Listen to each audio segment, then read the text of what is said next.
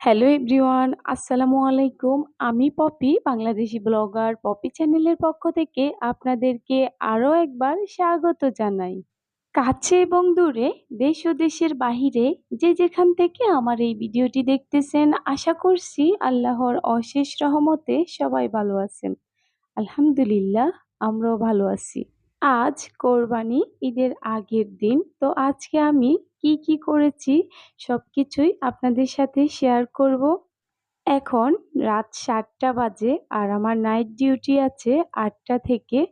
তো আমার ছোট বাবুকে আমি বাসায় রেখে যাব। এই কথা ভাবলে তো আমার থেকে খুবই কষ্ট লাগে। বুকটা কেমন ধুপধুপ করে উঠে। তারপরে আমি ওকে কি খাইয়ে যাব এই চিন্তায় ছিলাম। যেহেতু বাসায় আমাকে ছাড়া সারা রাত থাকবে, তো ভাবতেছি একটি হেলদি খাবার বানিয়ে ওকে একটু খাইয়ে যাই। তো বাবুর জন্য এই খাবারটি বানাতে আমার লেগেছে কিচমিচ, কাজু বাদাম, কাঠবাদাম এবং খেজুর আর মিষ্টি আলু আর একটা কলা দিয়েছি। তার সাথে গরুর দুধ দিয়েছি। সবকিছুকে আমি একসাথে ব্লেন্ড করে নিয়েছি যেন খুব সহজেই খেতে পারে এজন্য। তো এটি কিন্তু খুবই হেলদি একটি খাবার। আপনারা চাইলে কিন্তু আপনাদের বাচ্চাকেও খাওয়াতে পারেন। আমি কিন্তু বাবুকে খাইয়ে নিজে রেডি হয়ে এই যে দেখুন রাতের বেলা হসপিটালে যাচ্ছি নাইট ডিউটি করার জন্য। একা একটি মহিলা মানুষ জীবন যুদ্ধে নেমেছি। সবাই আমার জন্য দোয়া করবেন আমি এই জীবন যুদ্ধে যেন জয়ী হতে পারি।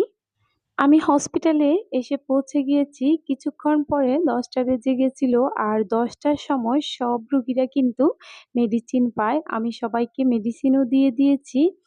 তো 10টার পরে একটা খারাপ রুগী এসেছে, ডেলিভারি রুগী। তো ওনার হচ্ছে ডেট ওভার হয়ে গেছে, পোস্ট ডেট, এবং ভেতরে বাচ্চা পায়খানা করে দিয়েছে এবং নিঃশ্বাস নিতেও বাচ্চার খুবই সমস্যা হচ্ছে, মানে হার্টবিট কমে যাচ্ছে। তো আবার ওয়েটও কিন্তু অনেক বেশি। তারপরে কিন্তু রুগীর শাশুড়ি বাড়িতে ধরে রাখছিল দাত্রীর সাহায্যে ডেলিভারি করানোর জন্য। খুবই খারাপ অবস্থা করে এই রুগীটিকে নিয়ে এসেছে ওনারা।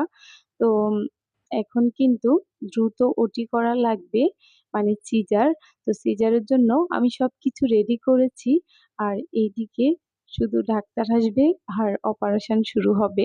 সিজার করার পরে বাচ্চার ওয়েট ছিল 4 কেজি 200। তো বাচ্চাটা কিন্তু খুব খারাপই হয়ে গেছে, একদম কালো হয়ে গেছে। কি জন্য জানি না, মানুষ এত চাপাচাপি করে বাড়িতে রেখে।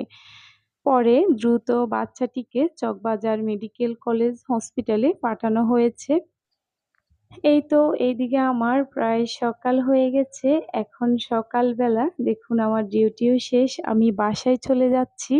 আমি কিন্তু আপনাদের সাথে আমি যেটুকু করি, আমি যাই করি না কেন তাই শেয়ার করি। কোনো বাড়তি কিছু শেয়ার করার মতো আমার মন মানসিকতা নেই।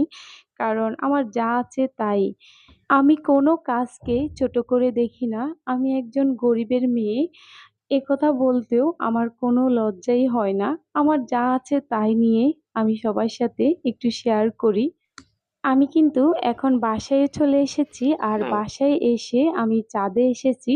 ছাদে ওই যে বৃষ্টি হয়েছিল রাতের বেলা, আমি পানির জন্য আহ বড় ড্রাম বসিয়েছিলাম, কিন্তু পানি পড়ছে কিনা দেখতে এসেছি। বাসায় সবকিছু রেডি করে রান্না বান্না করে চলে এসেছি মেয়েকে নিয়ে মার্কেটে কিছু কিনে দেব বলে। আমরা কি শপিং করেছি তা কিন্তু পরবর্তী ভিডিওতে আসতেছে।